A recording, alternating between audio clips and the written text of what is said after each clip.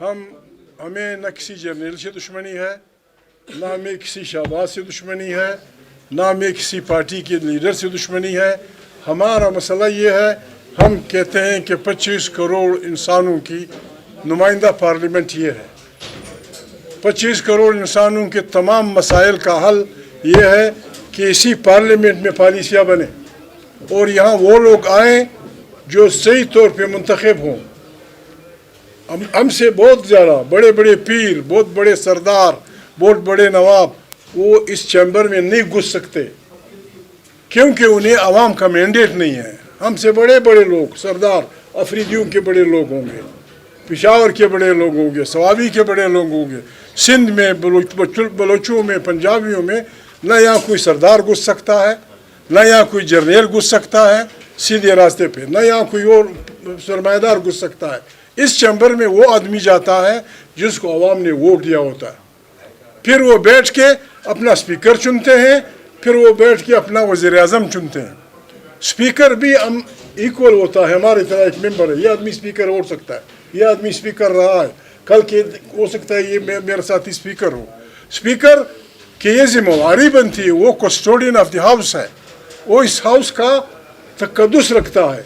लेकिन मैं माफ़ी चाहता हूँ, हमारा यह हवलदार स्पीकर हिदायत कहीं और से लेता है। अगर अभी उसको आप तरक्की देते हैं, मैं तो उसे डिमोट करूँगा सूबेदार के लेवल पे। करोड़ों इंसानों के पार्लियामेंट हमारे आइन पे हमला है। पाकिस्तान के तमाम औरतों, तमाम बच्चों, तमाम मसलक के मजहबी लोगों, तमाम सियासी पार्टियों लोगों से हमारी अपील है, वो जिस पार्टी में भी है, जो आइन की बालादस्ती पे यकीन रखता है, जो ये चाहता है कि मुंतखब पार्लियामेंट ताकत का सरचश्मा हो और सारी पॉलिसियाँ यहाँ बने। फ़लस्तीनियों का एक कत्ल हमने किया पहले, मैं नाम नहीं लेता किसी का, जब शाह हुसैन जिंदा थे हमने फ़लस्तीनियों का कत्लेआम किया। अब हमारी अफवाज एक ऐसे मुआहदे में जा रही है जिनमें अहम तरीन मुआहदा वो ये है कि हमास को गैर मुसल्लह करना है। अभी हम हमास को गोलियां मारेंगे, किसके लिए? नेतन्याहू के लिए। किसके लिए? अमेरिकन बादारों, अमेरिकन के लिए। मैं अपील करता हूं तमाम पाकिस्तान के लोगों से, हमने निकलना होगा। गुर्बत इंतहा को पहुंच चुकी है। खैबर से लेकर बाशवर तक इंसानों का कत्लेआम हो रहा है, बच्चों को, औरतों पे ड्रोन मारे जा रहे हैं और उनका नुमाइंदा जब बोलता है हवलदार स्पीकर बोलने नहीं देता। ये मुल्क खुदा न खास्ता हमने हिम्मत न की, हम सड़कों पे न आए, हमने पार्लियामान में शोर न मचाया, तारीख़ हमें माफ़ नहीं करेगी। तारीख़ का ये हुक्म है, हमने गैर आइनी हुक्मरानों, गैर जमहूरी हुक्मरानों, उन हुक्मरानों के ख़िलाफ़, यानी अंदाज़ा लगाएं, सारी पार्लियामेंट एक तरफ, दो आदमियों को तादम में मर्ग भी इस्तिस्ना, किसी पैगम्बर को नहीं मिला। इस्तिस्ना आदम अलैहिस्सलाम से लेकर मोहम्मद सल्लल्लाहु अलैहि वसल्लम तक किसी पैगम्बर को इस्तिस्ना नहीं मिला। यहाँ यार लोगों ने फैसला कर लिया और स्पीकर कहता है मैं स्पीकर हूँ, मैं असम्बली चला रहा हूँ। हम असम्बली नहीं चलने देंगे। हमें मजबूर न किया जाए, हमें मजबूर न किया जाए। हमने रोका है, हमने सिंधी भाइयों को रोका है, हमने बलोच भाइयों को रोका है, हमने पश्तून में बार लोगों को रोका है।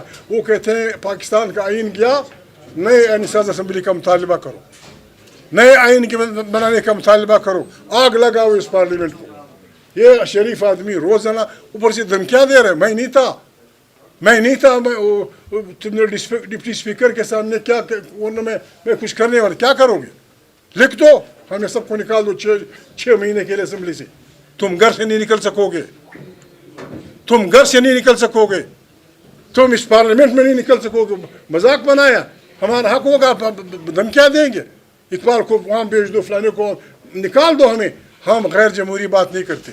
जो भी आइन पे हमला होगा, अगर वो जर्नल है मुर्दाबाद, जो भी आइन पे हमला अगर होगा, अगर वो मुल्ला है मुर्दाबाद, अगर वो कोई खान है, अगर मेरा बाप है, अगर कोई भी जो आइन पे हमला होगा, जो इस पार्लियामेंट के इख्तियार पे हमला होगा, हम उसके खिलाफ सिसर पिलाई हुई दीवार बनेंगे। हमने उनका रास्ता रोकना है। ये हुक्म कुरान का है, ये हुक्म मोहम्मद सल्लल्लाहु अलैहि वसल्लम का है। बेहतरीन जहाज जाबिर हुक्मरान के सामने कलमा हक कहना है। हमने ये फैसला किया है, हम कलमा हक कहेंगे। कोई हमें मारता है जिंदाबाद, کوئی ہمیں جیلوں میں ڈالتا ہے زندہ باد. وزیر اعلیٰ صاحبان بیٹھے ہیں, قومی اسمبلی کے ممبران بیٹھتے ہیں, سینٹ کے ممبران بیٹھتے ہیں, عمران سے کوئی ملاقات نہیں کر. خیر کیا ہوا ہے, کیا کیا ہے عمران خان نے؟ تم نے اسے وزیر اعظم بنایا تھا, تم اسے اس کے گیت گاتے تھے, تم نے یہاں پارلیمنٹ میں اس کو وزیر اعظم بنایا, پاکستان کے سارے سیکرٹ اس کے حوالے کر دی.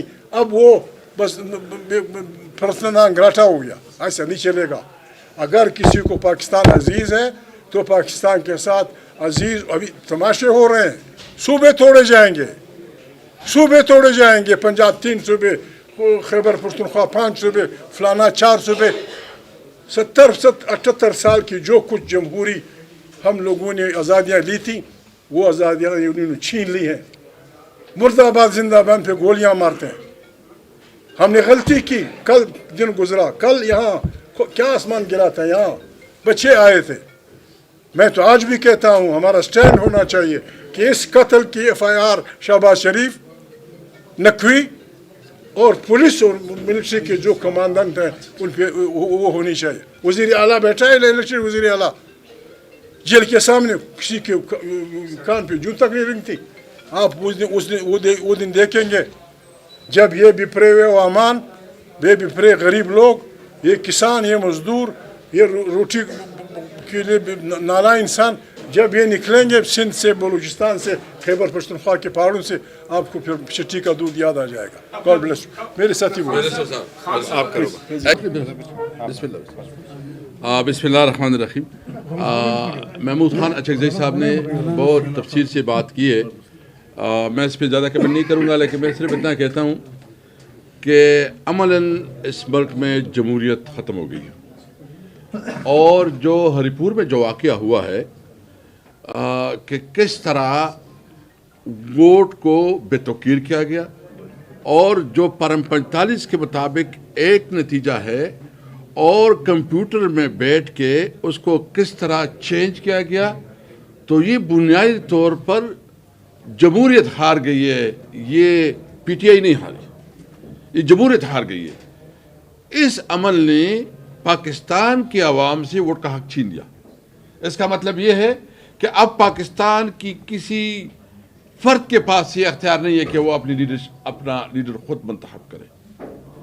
آپ مجھے بتائیں کہ جب اس اسمبلی میں وہ لوگ بیٹھے ہوں گے جو کہ عوام کے منتخب نمائندگی نہیں ہوں گی اور کہیں اور سے وہ منتخب کر کے یہاں آئیں گی, تو کیا وہ عوام کی بات کریں گے؟ کیا وہ ملک میں قانون اور آئین کی بات کریں گے؟ وہ تو اشرافیہ کی بات کریں گے. اس لیے میں پوری پاکستانی قوم کو متنبی بھی کر رہا ہوں, اور میں اس کو ریکویسٹ کرتا ہوں, اس کو میں التماس کرتا ہوں پوری قوم کو کہ آپ سے آپ کے ووٹ کا حق چھینا گیا ہے. اپنے ووٹ کے حق, یہ تحریک انصاف سے بات بہت آگے نکل گئی ہے. تحریک انصاف دیکھیں, ہم تو جدوجہد کر رہے ہیں, اسٹرگل کر رہے ہیں, جو بھی ہے, لیکن اگر آپ سے آپ کا بنیادی حق چھینا گیا, آپ کے ووٹ کا جو رائٹ تھا کہ آپ اپنے لیڈر آپ چنو, تو پھر بتائیں کہ اس ملک میں کیا جمہوریت رہ گئی؟ عملاً جمہوریت پہ حملہ ہوا ہے. ڈیموکریسی خطرے میں نہیں ہے, بلکہ ڈیموکریسی ختم ہو گئی ہے. ہم سب نے, تمام اسٹیک ہولڈر, میں اپنی جتنی بھی بار ایسوسیشنز ہیں, میں اس سے پوچھنا چاہتا ہوں, آپ کی بار کی سیاست ہوگی, وہ آپ کی بار کی سیاست آپ جس طرح کرے وہ کرے, لیکن اس وقت تو آپ کے آئین پہ حملہ ہوا ہے. اس طرح تو 26 امینڈمنٹ ہے اور 27 امینڈمنٹ ہے, یہ امینڈمنٹ نہیں ہے, یہ آئین کی تدفین ہے. یہ تدفین ہو گیا آئین کا. اگر آئین کی تدفین پہ بھی آپ نہیں اکٹھے ہوں گے تو کس قسم کی قانون کی حکمرانی؟ کوئی جج یہ جرت نہیں کر سکے گا کہ وہ حکومت کے کسی حکم کے خلاف فیصلہ دے سکے. میں تمام سول سوسائٹی سے ریکویسٹ کروں گا, یہ آپ تحریک انصاف کی لڑائی نہ سمجھے.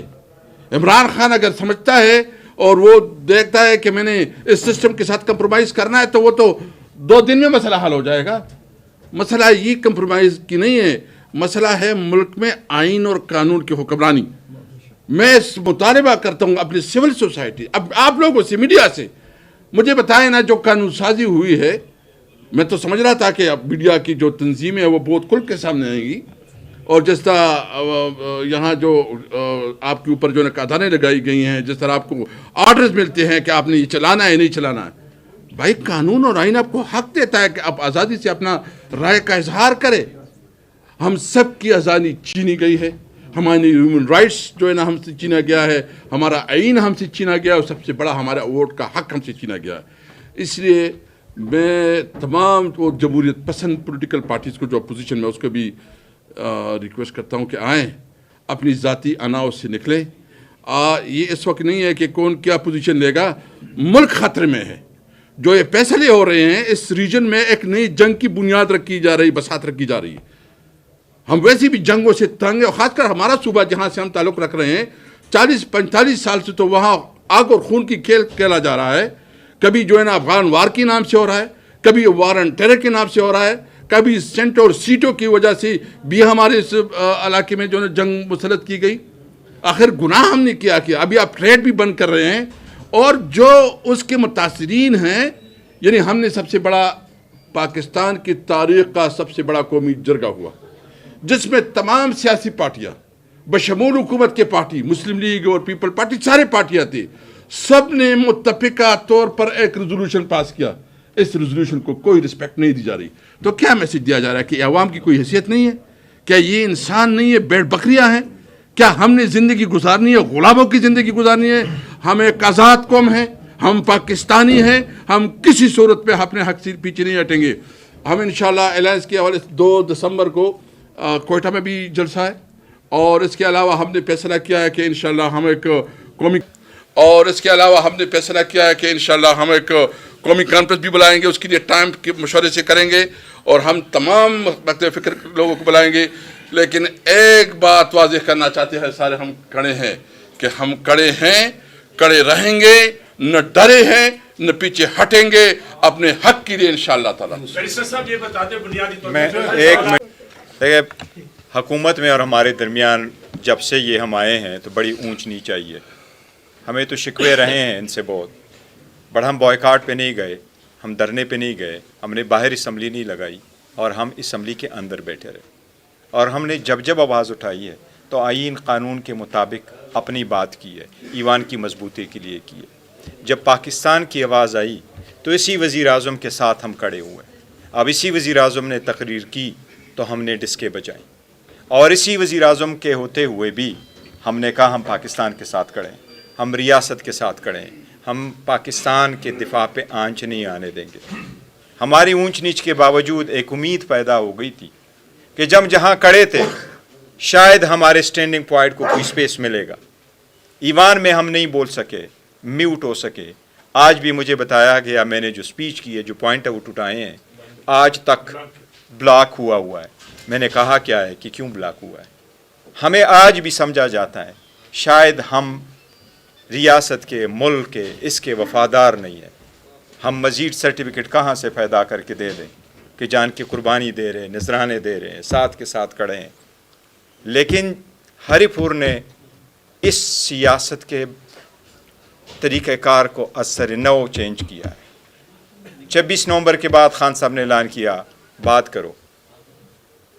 میں 2025 کے بعد ہم آگے بڑھے اور ہم نے کچھ کہا، لیکن اس مرتبہ ہماری جیتی ہوئی سیٹ ہم سے لینا یہ ہماری صرف دکھ کی بات نہیں ہے، اس کی میں جہاں تک خان صاحب کو جانتا ہوں، ہم چاہ رہے تھے کہ یہ اسمبلی چلے، ہم چاہ رہے کہ اسمبلی میں رہتے ہوئے سسٹم کے اندر سے چینج آئے، بجائے اس کی چیزیں تحت و بالا ہو، اور چیزیں تحت و بالا نہ کرنے کی وجہ سے ہم اسمبلی کے اندر رہے۔ ہم نے آج تک باہر اسمبلی نہیں لگائی، ورنہ اس سے پہلے تو لوگ اسمبلی باہر لگا چکے تھے۔